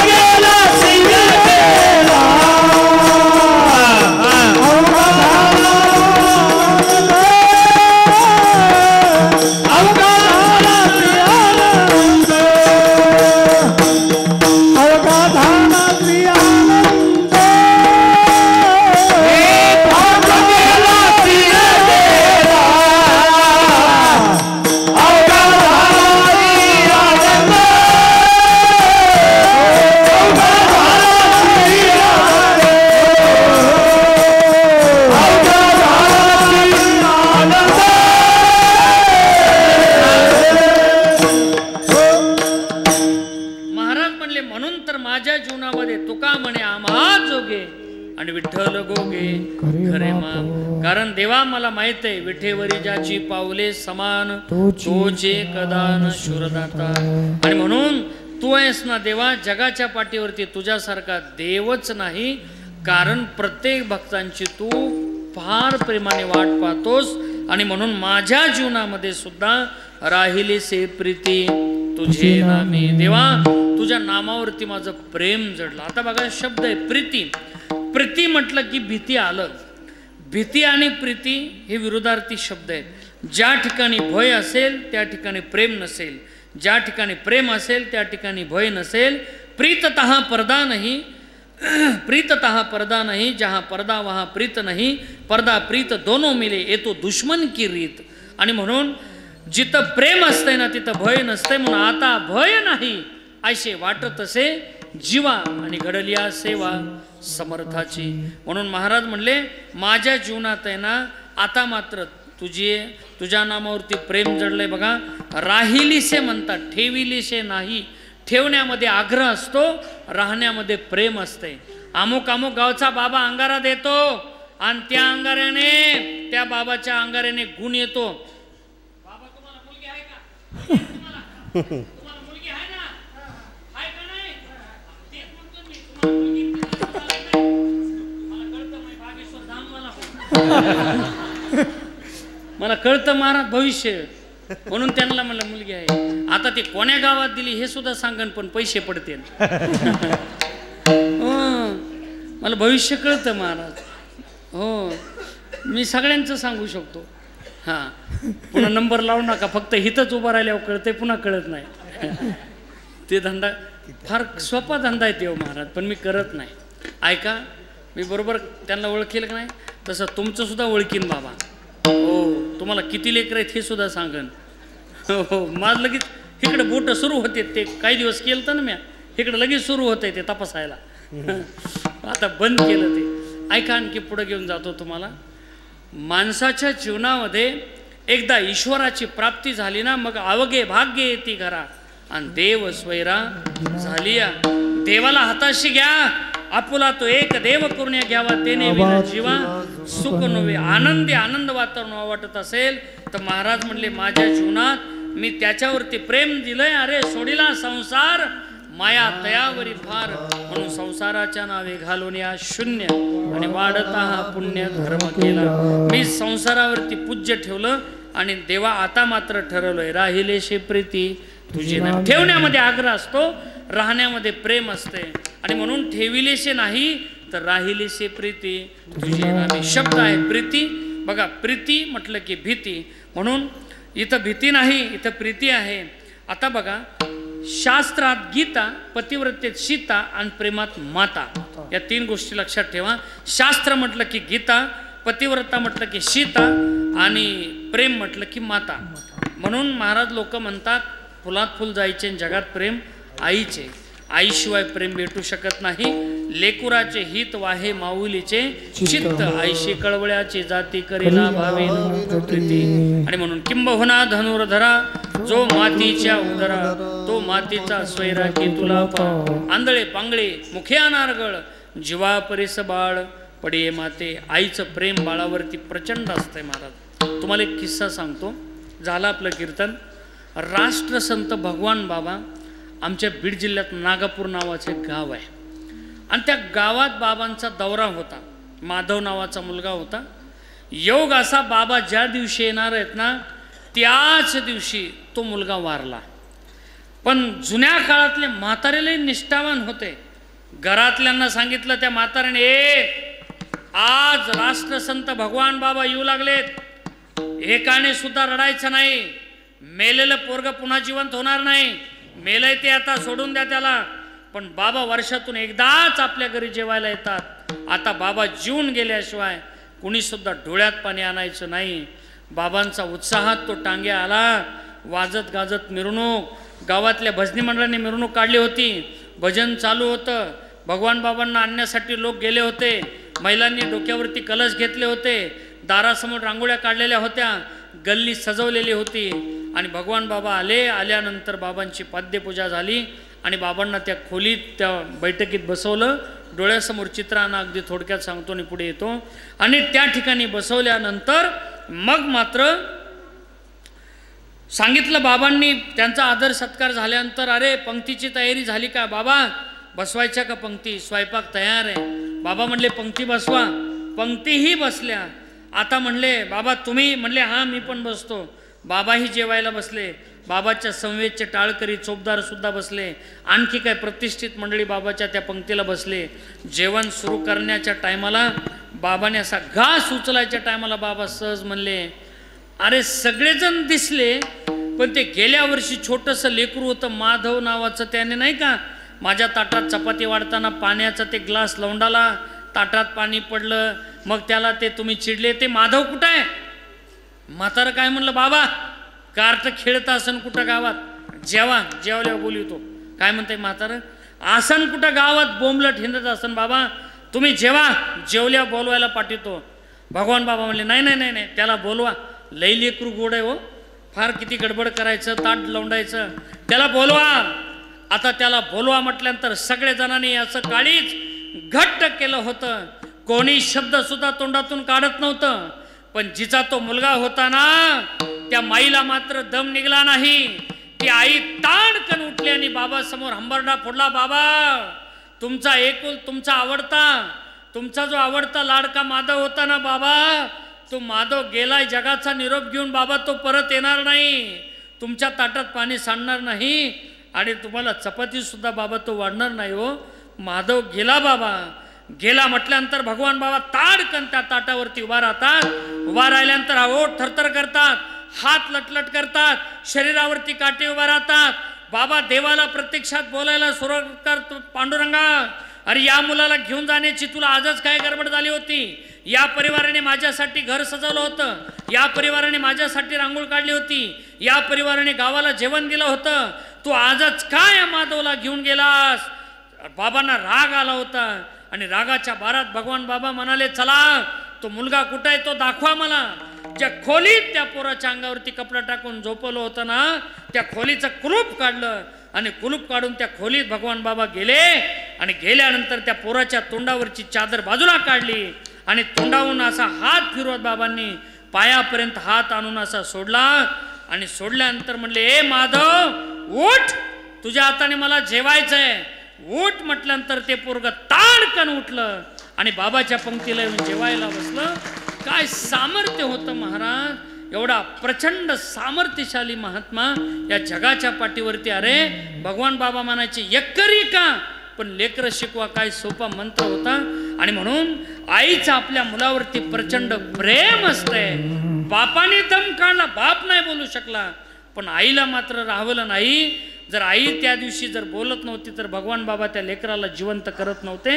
अर्थात विषय असा आहे की आईचं मुलावरती प्रचंड प्रेम असते. म्हणून माझ्या ताईंनो, माहेरात जोपर्यंत माय जिवंत असते ना, तोचपर्यंत माहेरातून तुमची पिशवी भरून येते. ज्या दिवशी पिशवी भरून देणारी माय निघून जाते ना माझ्या ताईंनो, त्या दिवशी तुमची पिशवी रिकामी आल्याशिवाय राहणार नाही. माय जर जिवंत असेल ना, ती म्हातारी माय तांदूळ तरी देईल, गूळ तरी देईल, शेंगदाणे तरी देईल, दारातल्या मिरच्या तरी देईल, काहीतरी ती माय तुमची त्या पिशवीत देईल म्हणजे देईल. ज्या दिवशी तुमची पिशवी रिकामी येईल ना, समजून चाला या पिशवीत भरून देणारं आपल्या हक्काचं कुणीतरी गेलंय बाई, म्हणून तर ही माझी पिशवी रिकामी आली. कारण प्रेम म्हटलं की माता आहे, शास्त्र म्हटलं की गीता आहे आणि पतिव्रता म्हटलं की सीता आहे. विठाला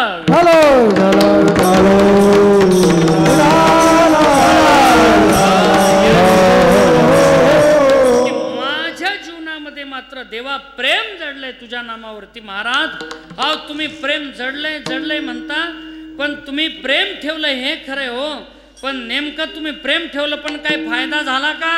धन्य झाला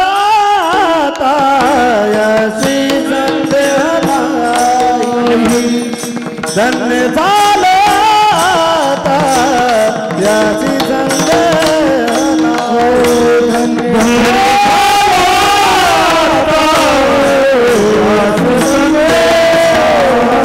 बोला बोला धन्य झाला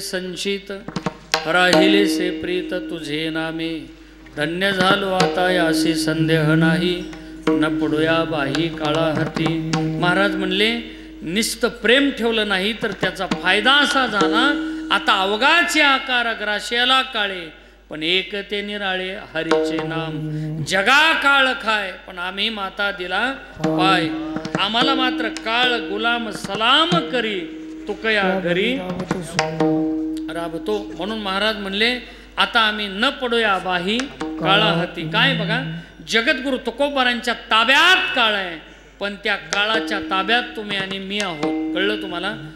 तुम्ही आम्ही काळाच्या ताब्यात आहोत, पण तोच काळ जगद्गुरु तुकोबारांच्या ताब्यात आहे. काय होतं माझ्या ताईंनो, इकडं बघा, सकाळची वेळ होती, आंघोळ करून लेकरू असं दारात बसलं होतं. दारात बसलेलं असताना गावात चोरी झाली होती आणि चोरी झालेला चोर पकडून पोलिसांनी त्याची मिरवणूक काढलेली होती. आणि पोलिसांनी तो पकडून चोर असा चालवला होता. चालवला असताना ते पोरग म्हणाला, आई बाहेर ये, पोलीस काका आले. ती त्याची माय बाहेर येते, पाहतं तर बाप रे पोलीस, ते मध्ये पकडलेलं ते चोर. ती आई म्हणते, बाळा चोरी करायची नाही, चोरी केली अशी शिक्षा होते. आईने आपल्या लेकराला असं सांगितलं पाहिजे की बाळा चोरी करू नको, अरे चोरी करायची नाही. उलट आईने लेकराला सांगितलं पाहिजे, सकाळी उठल्या उठल्या बाळा या हाताने तुला जेवण करायचंय, याच हाताने तपपूर्ती महोत्सवाची पावती पडायची आहे, पुढच्या वर्षी 1 कोटी रुपये खर्च येणार आहे संस्थानला, या हाताने तुला देणगी द्यायची आहे, याच हाताने तुला जेवण करायचंय, याच हाताने पुस्तक वाचायचंय, याच हाताने तुला पेन हातात धरायचं आहे, गरज पडली तर देशाचं रक्षण करताना बंदूक हातात तुला याच हाताने धरायचे, याच हाताने तुला गाडी चालवायची आहे. म्हणून म्हणना बाळा माझ्या पाठीमागे, कराग्रे वसते लक्ष्मी, करमध्ये सरस्वती, करमुले तु गोविंदम, प्रभाते कर दर्शनम. बाळा या मातीच्या आधाराने तुला चालायचं आहे. या मातीने तर आपल्याला सगळं दिलंय, या मातीने तर आपल्याला जमीन दिली, पीक दिलंय, मातीच्या आधारावर तर गाडी चालते, घर आहे मातीमुळंच आहे, शेवटी मातीमध्येच जायचं आहे. म्हणून मन माझ्या मागे, समुद्र वसने देवी पर्वतस्थन मंडले, विष्णुपत्नी नमस्तुभ्यम, पादस्पर्शे क्षमस्व मे. हे किती आयांच्या पाठ आहे? हात वर करा. कुणाच्या पाठ? हाय हाय, धन्यवाद ताई तुम्हाला. बाकीच्यांचा भरायचा का टेम्पो? तुम्ही म्हणता कुठं नेतोस आम्हाला? सोडू तिकडं गंगासागरला नेऊन तुम्हाला समुद्रावर. अर्थात हे पाठ करा. आपल्या लेकराला सांगितलं पाहिजे, बाळा संस्काराचं पहिलं विद्यापीठ आणि हक्काचं व्यासपीठ तुम्ही आहात. विठाल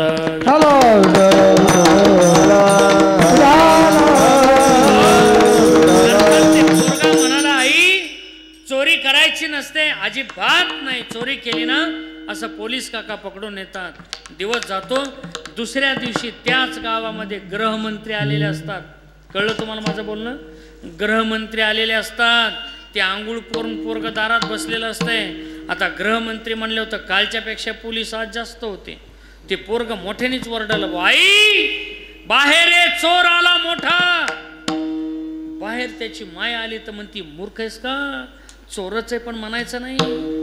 अरे गृहमंत्री आहेत, ते मंत्री आहेत, मंत्री गृहमंत्री आहेत, हो म्हणायचं. ते म्हणलं, अगं आई कालही पोलिसाच्या मध्ये चलत होता ना माणूस, तो चोर होता आणि आजही मध्ये चलतो ना, तरी हा मंत्री कसा?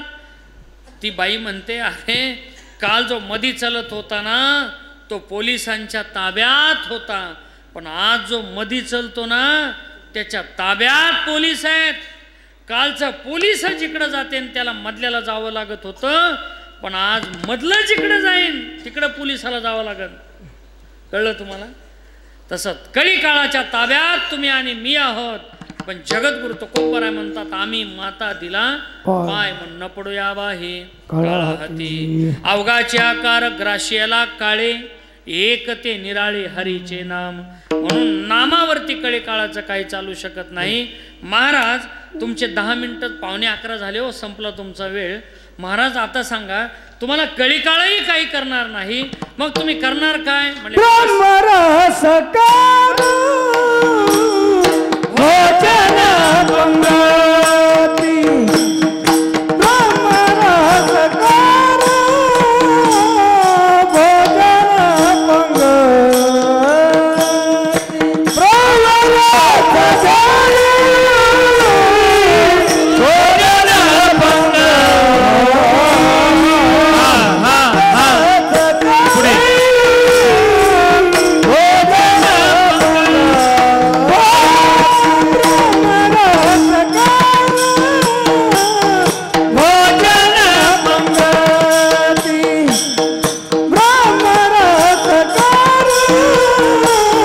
भोजन पंगती.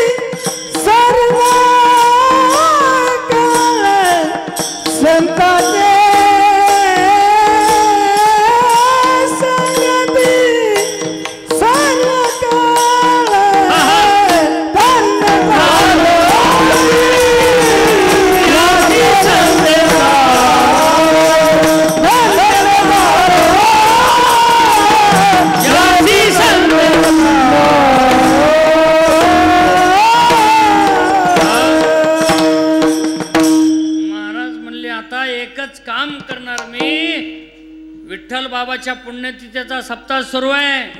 सप्ताहात जाईल, बाबांची संगती करेल आणि संगतीचा परिणाम ब्रह्मरस करू भोजन पंगती आणि संतांचे संगती सर्व काळ. मी सर्व काळ संतांच्या संगतीत काय करणार? ब्रह्मरस सेवन करणार. आता बघा, संगत संतांची, पंगत ब्रह्मरसाची. एरवी संगत पुढाऱ्याची, महाराज एरवी संगत पुढाऱ्याची आणि पंगत डहाब्याची. कळलं का तुम्हाला? इथे तसं नाही, इथे संगत बाबांची आहे, विठ्ठल बाबांची, पंगत ब्रह्मरसाची आहे.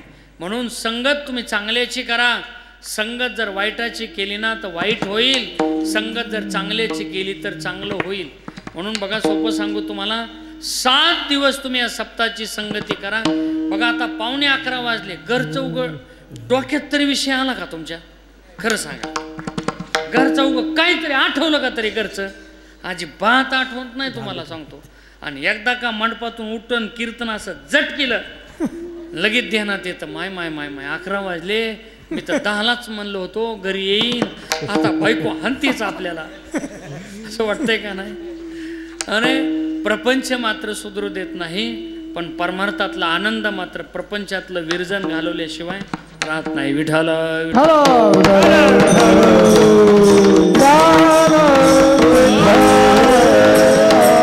या ठिकाणी महाराज म्हणतात, मी संतांच्या संगतीत काय करीन तर ब्रह्मरसाची पंगत सेवन करीन. आणि म्हणून संगती करावी सदा सज्जनाची, सावली नसावी कधी दुर्जनाची. जगमित्र होई सकळांचा, अशुभ न बोलावी वाचा, संग न धरावा दुर्जनाचा, करीवो संतांचा सायास. दुर्जनाची गंधी विष्टेच्या परी, देखून या दुरी व्हावे तया. म्हणून दुर्जनाच्या संगतीत जाऊ नका. अरे बैसता चोराचे संगती, तैशीच होय बुद्धी, देखताची चिंदी मन धावे. बैसता संतांचे संगती कळू आले कमळापती. आणि म्हणून तुम्ही जशी संगत कराल तशी पंगत आपल्याला मिळेल. आणि म्हणून सदा संगत चांगल्याची करा, कुणाची करू नका. तुम्ही इथं या, विठ्ठल बाबाच्या मंदिरात या. अरे विठ्ठलाच्या समोर उभा राहा.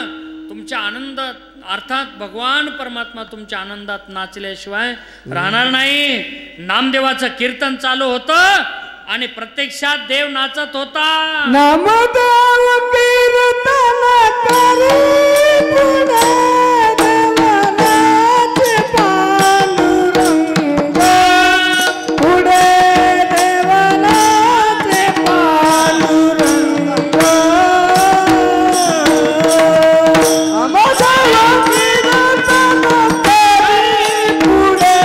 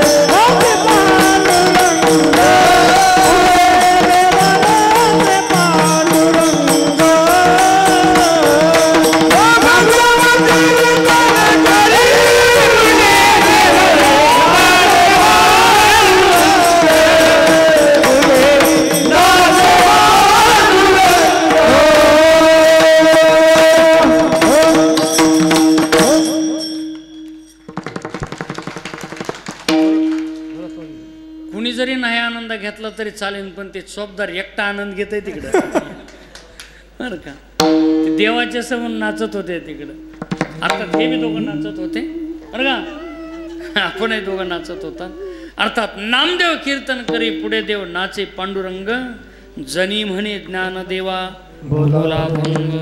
काय तुमचा अधिकार आहे. डायरेक्ट माऊलीला तुम्ही म्हणतात ओ ज्ञानदेवा अभंग बोला ना, काय आवाज तुमचा गोड आहे. अभंग बोलता रंग कीर्तनी भरला, प्रेमाचे निछंदे विठू नाचू लागला. नाचता नाचता देवाचा गळला पितांबर, सावध होई देवा ऐसे बोले कबीर. साधूया संतांनी देवाच्या धरले मनगटी, काय झाले म्हणून या दचकले जगजेटी. एवढा अधिकार कीर्तनाचा आहे. ऐसा कीर्तन महिमा सर्वा माझी वरिष्ठ. कीर्तन चांग हो यांग हरिरूप. आणि असं कीर्तन, अशी संगत, असं भोजन आम्ही परत परत सेवन करू. पोट भरलं तरी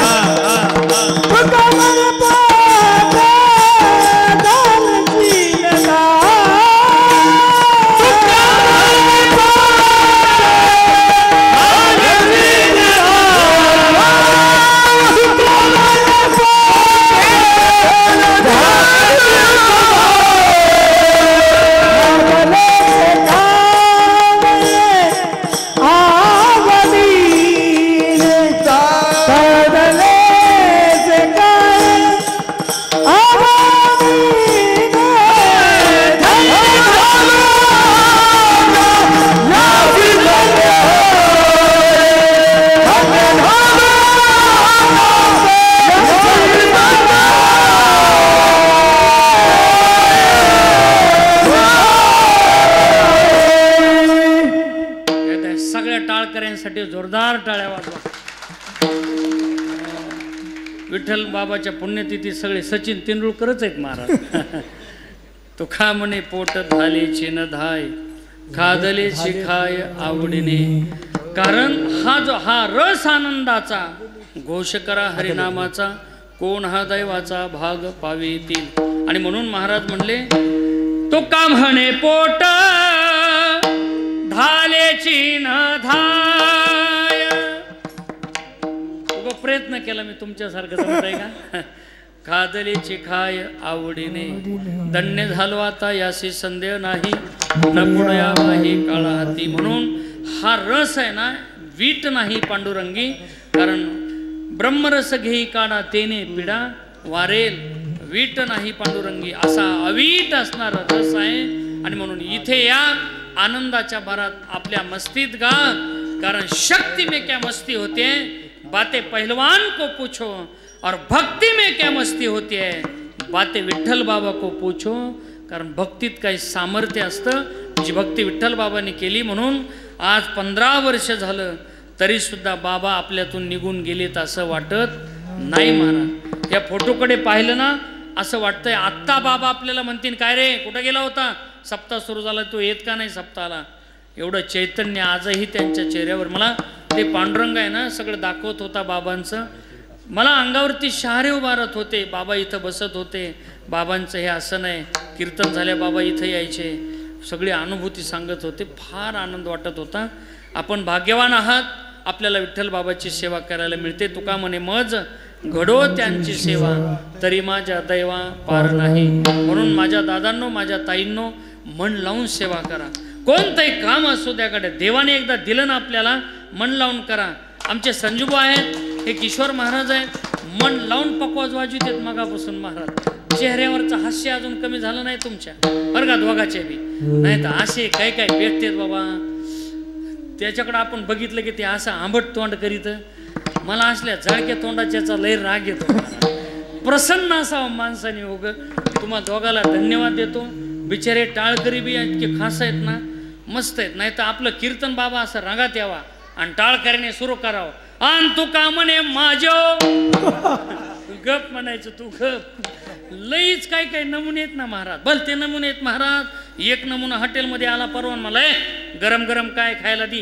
ते म्हणला गरम गरम भजी बुवा त्याच्यापेक्षा गरम दे म्हणला. ते मला त्याच्यापेक्षा गरम पुरी भाजी त्याच्यापेक्षा गरम दे. ते मला हे बघ पोहे आत्ताच उतरलेत त्याच्यापेक्षा गरम दे.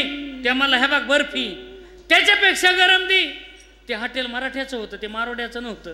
ते अगोदरचं आरक्षणामुळे बेजार झालं होतं त्याच्यामुळं ते म्हणला तुला गरम पाहिजे का आता गरम फक्त चुलीतला इसतोय कोळशेत आता गरम. ते मला चल दे प्लेटमध्ये. मग त्याने बी अशी प्लेट भरली आणि टेबलवर त्याच्या पुढे आणून ठेवली की ते असा नमुना होतं. त्याने बी काढल्या बिड्या पिटविला निघाला पुढे.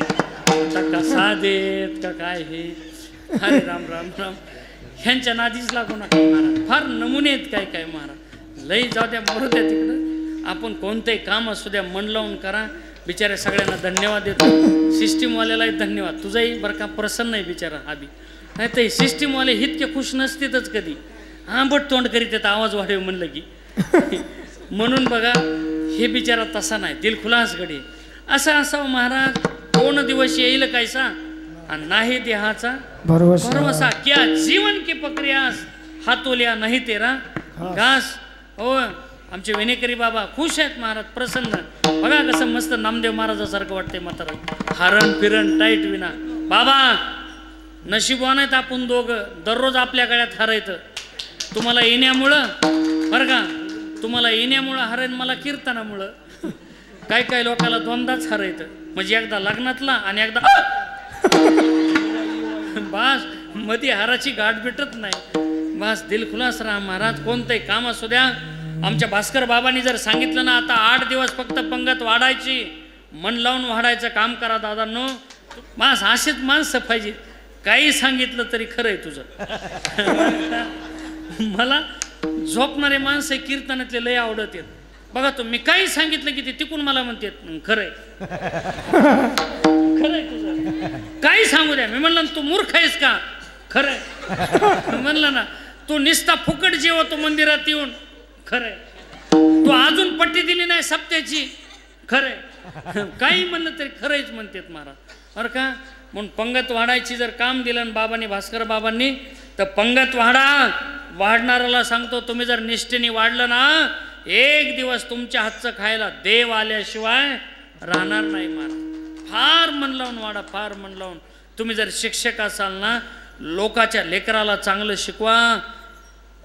एक दिवस तुमचं चांगलं शिकवणं पाहून पंढरीचा पांडुरंग तुमच्या वर्गातला विद्यार्थी झाल्याशिवाय राहणार नाही. तुम्ही जर डॉक्टर असाल ना, मन लावून पेशंटला तपासा, इतकं मन लावून तपासा, तुमचा 4था मजला तरला, 4था मजला बांधला तरी पेशंटचं राहीलच नाही पाहिजे असं तपासा.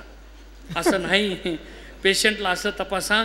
तुम्ही जर मन लावून तपासलं ना, मन लावून तपासणं पाहून एक दिवस पंढरीचा पांडुरंग तुमच्या दवाखान्यातला पेशंट झाल्याशिवाय राहणार नाही. माझ्या ताईंनो इकडे बघा, तुम्हाला शिव्या देता येतात का? अरे मी खरंच बोलतो, येतात का शिव्या द्यायला? आता तुम्ही म्हणता तू अजून 10 मिनटं लांबून दाखव, मग तुला दाखवते आमचा उदगीरचा तडका, आमच्या लोणीचा तडाका दाखवते तुला, लांबून दाखव कीर्तन जरा. अजून शिव्या देता येतात का तुम्हाला? खरं सांगा, येतात की नाही? जर शिव्या देता येत असतील ना, इतक्या मन लावून शिव्या द्या, मन लावून. ती उगा 500ची 1000ची काढूच नका. आता जशी संक्रांतीला तुम्ही साडी काढतात ना, 2000, 5000, 20000, 25000, आणि तुम्ही सुद्धा सगळ्याला सांगतो गड्याला, बायकोनी सोनं घ्या म्हणलं, खाटकन किलोवर घ्यायचं, चल धर, काय सोनं सोनं करायलीस म्हणायचं. आणि पुन्हा सप्ताह संपल्यावर का कळा ना, मुडद्याने घेतलं पण डुप्लिकेटच, तवर तर खुश होईन ना. आणि तुम्हाला सुद्धा सांगतो मावशा हो, यांना जरा गोड बोलत जा, ह्यांच्या चेहऱ्यावर कळते मला ह्यांना घरी किती ताण देतात ती. ताण देऊ नका बरं का. अशी चांगली शिवे द्या, मस्त डोल्यान मुडद्यान मेल्यान ह्याला कुत्र खाय ना, आता अशी चांगली शिवे द्यायची. तुम्ही जर मन लावून शिव्या दिल्या ना, एक दिवस तुमच्या शिव्या ऐकायला पंढरपूरचा पांडुरंग तुमच्या दारात आल्याशिवाय राहणार नाही, राहणार नाही. शिव्या खायला देव येईल तुमच्या. देव म्हणत होता, आत्या तुझ्या पोराला सांग, 100 शिव्या खायच्या ठरवल्या होत्या मी. अरे त्या शिशुपालाचे 100 अपराध मान करणार होतो, एक 99 शिव्या झाल्या. आत्या मला शिव्या दिलेलं चालत नाही. अरे मी काय शिव्या खाण्यासाठी आलो का? माझी लोक पूजा करतात, मला लोक हार घालतात, पण आत्या माझं तुझ्यावरती प्रेम आहे ग, म्हणून तर मी 100 शिव्या खायच्या ठरवल्या. आत्या आता जर तुझ्या पोराने एक शिवी दिली ना, त्याचा मुंडका उडवल्याशिवाय राहणार नाही. आत्या शिव्या दिलेला चालत नाही. असा म्हणणारा देव जनाबाईकडे जातो आणि जनाबाईला म्हणतो, जने अगं दे ना आणखी 2-4 शिव्या, किती गोड शिवे देता येतात जने तुला, दे आणखी 2-4 दे. मग जनाबाई म्हणायची, विट्या तुझे निघाले मडे. परत देव म्हणायचा, दे आणखी 2-4 दी दी, पाय गोड शिवे देते जने. मग देव जनाबाई म्हणायची, अरे अरे विट्या मूळमाईच्या कारट्या, तुझी राड रडकी झाली, जन्मसाहित्री चुडाली आली. विट्या तुझे निघाले मडे, तुला पाहुणे काळरडे. एवढ्या शिव्या द्यायल्या ना, तरी सुद्धा देव म्हणायचं, जने काय गोड शिव्या देतीस ग जने तू, कोण्या गावची ग जने तू? ती म्हणली मी लोणीची. असं तव तर भारी शिव्या देतीस जने तू. पण एवढ्या शिव्या दिल्या जनाबाईने, तरी सुद्धा जनीच्या घरी ओढलेसे नाते आणि जोडलेसे नाते. ओव्या गाऊनी स्वरात दाशी जनीच्या घरात, दळण दळीले सख्या श्री हरी. आळ चोरीचा माझ्या घरी, आळ चोरीचा. ओव्या गाऊनी दाशीच,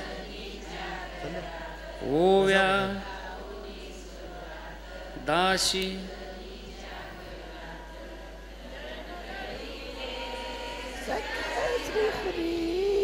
आळ चोरीचा, आळ चोरी. तू ये रे बा विठ्ठला. हे बघा, जी बाई जोरात म्हणेल ना, तिलाच मालक साडी घेईन तिचा. जोरात म्हणा, तू ये रे बा विठ्ठला, ये रे बा विठ्ठला, तू ये रे बा विठ्ठला.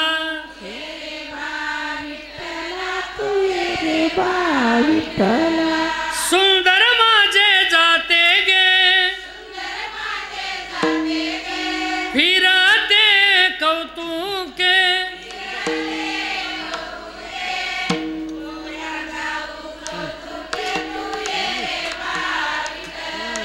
ये रे बा विठ्ठला सासू आणि सासरा घरात नाही आसरा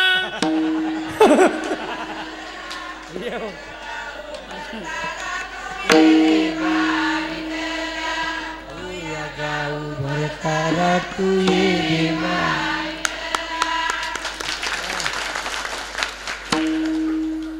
आपला आवाज नग बघायचा आता गाड्याचा आवाज तिकडच बघू उद्याच्याला बोला पुंडली चल वाढ बरं का म्हणून फार कोणतंही काम असू द्या मन लावून करा देव आपल्याकडे आल्याशिवाय राहणार नाही ज्ञानेश्वर माऊली